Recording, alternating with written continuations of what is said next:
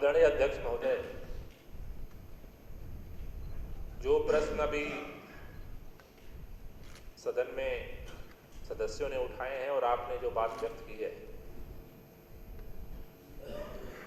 वैसे तो मैंने ये सोचा था कि ये प्रश्न सदन में नहीं उठना चाहिए और इस पर सदन में चर्चा करके सदन का समय नहीं जाया होना चाहिए,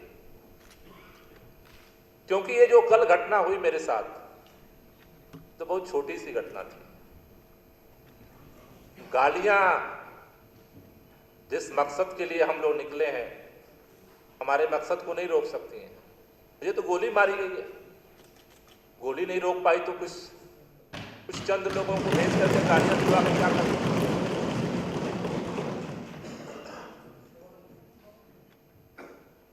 इसलिए भी मैं चर्चा नहीं करना चाहता था, क्योंकि कल जो घटना घटी उस घटना का तार इस सदन के माननीय सदस्य से लेकर के इस हिंदुस्तान के अंदर नैतिकता और देशभक्ति का आडंबर ओढ़ने वाले तमाम लोगों के साथ कल की घटना जुड़ी हुई, इसलिए भी मैंने चर्चा करना चाहता था। कल यहां सदन में चर्चा हुई, हमने 2 विधेयक प्रस्तुत किए थे। उन विधेयकों पर सदन की तरफ से अमेंडमेंट के कुछ महत्वपूर्ण सुझाव आए थे, माननीय सदस्यों ने रखे थे, माननीय मुख्यमंत्री जी ने रखे थे, और उस अमेंडमेंट की सदन के समाप्ति के बाद उस अमेंडमेंट को तैयार करने के लिए मैं अपने परिसर में जो हमारा कार्यालय है उसमें मैं बैठ करके लेबर डिपार्टमेंट के सेक्रेटरी, कमिश्नर, सारे अधिकारी थे, हमारे मंत्रालय के अधिकारी सारे थे, और उसी अमेंडमेंट के लिए हम लोग मीटिंग कर रहे थे। उस मीटिंग के ही दौरान अचानक जबरदस्ती हमारे कमरे में कुछ लोग घुसे, मिट्टी का थैला और ये लेटर मेरे टेबल पे फेंका गया, और उसके बाद जिस तरह से उन्होंने अभद्रता करने की कोशिश की, हमारे लिए वो बिल प्राथमिक था और मैं नहीं चाहता था कि ये बात आगे बढ़े। हमारे भी वहां जो अधिकारी थे, जो और हमारे पर्सनल स्टाफ के लोग थे, उत्तेजित हुए, मैंने उनको रोका, और उसके बाद वो लोग फिर मैंने उनको किसी तरह से बाहर कराया। बाहर जाकर के जो घटना घटित हुई, और उसको बाद जब बाद में हमने संज्ञान लिया, बाहर निकला तो बाहर भी और हंगामा था। हमने पूछा क्या हुआ, बोले ऐसी घटना। फिर हमने लगा कि इसमें मामला कुछ और भी गंभीर है। वो लड़के जो लोग अंदर आए थे वो बाहर निकले, और निकलने के बाद जाकर के पंकज पुष्कर से मिले वहीं पर। जो तस्वीर आपके पास है उसी समय की वो तस्वीर है, और जाकर के उन्होंने बताया कि हमने गोपाल राय के साथ ऐसा कर दिया। उसके बाद वहां जो सदस्यों के साथ हुआ वो सारा घटनाक्रम हुआ। फिर जब ट्विटरबाजी शुरू हुई तब भी मेरे मन में आया कि छोड़ो। जब पहली बार हम लोग इस जन लोकपाल के लिए जंतर मंतर पर जब माननीय अन्ना हजारे जी के नेतृत्व में अनशन शुरू किए थे, अन्ना जी ऊपर अनशन मंच पे करते थे और हम लोग सड़क पे लेट करके अनशन करते थे। ये सारे ट्विटरबाज जो आज जन लोकपाल के नाम पर नौटंकी कर रहे हैं, सदन के अंदर और सदन के बाहर, आंदोलन में दूर दूर तक टिकते नहीं थे। उस समय किसी का नामो निशान नहीं आता था। हमें समझाते थे आंदोलन कैसे होता है और क्या इसमें गलतियां हैं। मैं ये बात कतई ही नहीं कहना चाहता था। मीडिया लगातार तब से पूछ रही है, जब से नौटंकी करने की कोशिश हो रही है। मैं नहीं बोलता हूं, क्योंकि उस आंदोलन का क्या दर्द है, और उस आंदोलन के लिए पहली बार भी अन्ना जी के साथ हमने अनशन किया। दूसरी बार जब रामलीला मैदान में आंदोलन चला, 13 दिन आंदोलन चला, अंडरग्राउंड रह करके आंदोलन का काम करता था। तीसरी बार फिर अनशन हुआ, 10 दिन तक फिर अनशन पर बैठा, और तब से लगातार इस लड़ाई के लिए लड़ रहे हैं। कल ये लोग जिनको इस जन लोकपाल से ना काल कुछ लेना देना था, ना आय लेना देना है, मिट्टियां फेंक करके और गालियां दे करके अगर इतनी नीचता पे आकर के आप करना क्या चाहते हो? हिंदुस्तान की राजनीति में दिखाना क्या चाहते हो? मैं किसी के खिलाफ बोलता नहीं हूं और न बोलना चाहता था आज भी, लेकिन मैं ये कहना चाहता हूं कि हिंदुस्तान के अंदर जो ये आंदोलन शुरू हुआ, जंतर मंतर पर आंदोलन हुआ, वहां भी षड्यंत्र करके कुछ लोगों को तोड़ा गया और वो हमारे खिलाफ बोलते थे। रामलीला मैदान में आंदोलन हुआ, वहां भी कुछ गद्दार पैदा हुए और हमारे खिलाफ बोलते थे।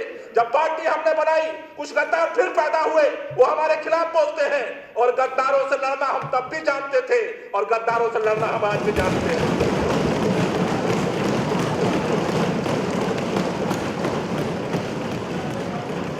कल भी हम जब आंदोलन करते थे, हजारों लाखों लोगों के बीच में जाते थे, लाठियां चलती थी, मुझे परवाह नहीं थी कि मेरे शरीर का क्या होगा, मैं भाग नहीं सकता। लेकिन हजारों लोगों के बीच में लाठियां चलती हैं, उसके बीच में लाठी खाने की हिम्मत कल भी रखता था और आज भी रखता हूं।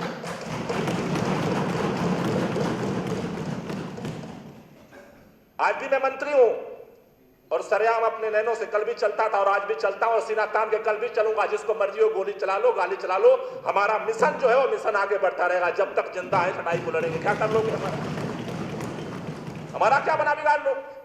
लेकिन जो ये परंपरा डालने की कोशिश हो रही है और मुखौटा लगा करके जो जिस तरह की घिनौनी राजनीति में हरकत करने की कोशिश हो रही है, वो ठीक नहीं है, वो ठीक नहीं है।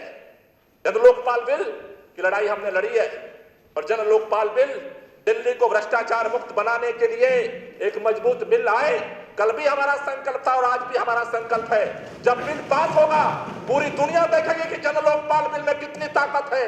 आज मैं बता दूं अध्यक्ष महोदय, केंद्र सरकार को डर लग रहा है, चारों तरफ से षड्यंत्र रचा जा रहा है, क्योंकि जन लोकपाल इतना मजबूत है कि जेएसीबी को उन्होंने चकनाचूर कर दिया, एंटी करप्शन ब्रांच को उन्होंने खत्म कर दिया। डर लग रहा है पूरे हिंदुस्तान के बेईमानों को कि जन लोकपाल आ जाएगा तो पुलिस की बेईमानी नहीं चलेगी, डीडीए की बेईमानी नहीं चलेगी, एमसीडी की बेईमानी नहीं चलेगी, दिल्ली के अंदर रहते हुए किसी व्यक्ति की बेईमानी नहीं चलेगी। ये जन लोकपाल पास होने जा रहा है, इसलिए षड्यंत्र किया जा रहा है, इसलिए बौले बुझाए जा रहे हैं, इसलिए गेम किया जा रहा है। और इस गेम पर हम बोलना नहीं चाहते हैं, हम इस सदन के अंदर करना चाहते हैं, क्योंकि दिल्ली की जनता ने हमें करने के लिए भेजा है। और अध्यक्ष महोदय, मैं इतना कहना चाहता हूं, ये छोटी सी घटना हुई है, उससे चिंता मत करिए। हम तो जो लोग मारने के लिए, हमारे माननीय अध्यक्ष, हमारे संयोजक राष्ट्रीय अरविंद केजरीवाल जी को तो कालिक पोती गई, क्या बना बिगाड़ दिया? हमले किए गए, क्या बना बिगाड़ दिया? पूरे देश में बदनाम किया गया, क्या बना बिगाड़ दिया? जंतर मंतर पर षड्यंत्र किया, रामलीला मैदान पैदा हो गया, रामलीला मैदान में षड्यंत्र किया, आम आदमी पार्टी पैदा हो गई, आम आदमी पार्टी ने षड्यंत्र किया, 28 सीट जीत करके आए, 28 सीट जीतने के बाद षड्यंत्र किया, 70 सीट जीत करके आए। क्या कर लोगे षड्यंत्र करके?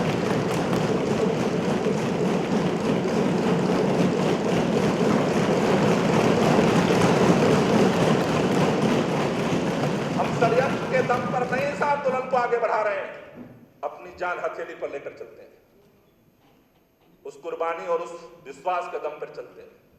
कौन आगे चलेगा, कौन पीछे चलेगा, कौन साथ चलेगा, पैसा रहेगा कि नहीं रहेगा, सम्मान मिलेगा कि नहीं मिलेगा, ये सोच के नहीं चलते। इस हिंदुस्तान को भ्रष्टाचार मुक्त भारत बनाने की जो लड़ाई है, उसका संकल्प लिया था और वो संकल्प आज भी है।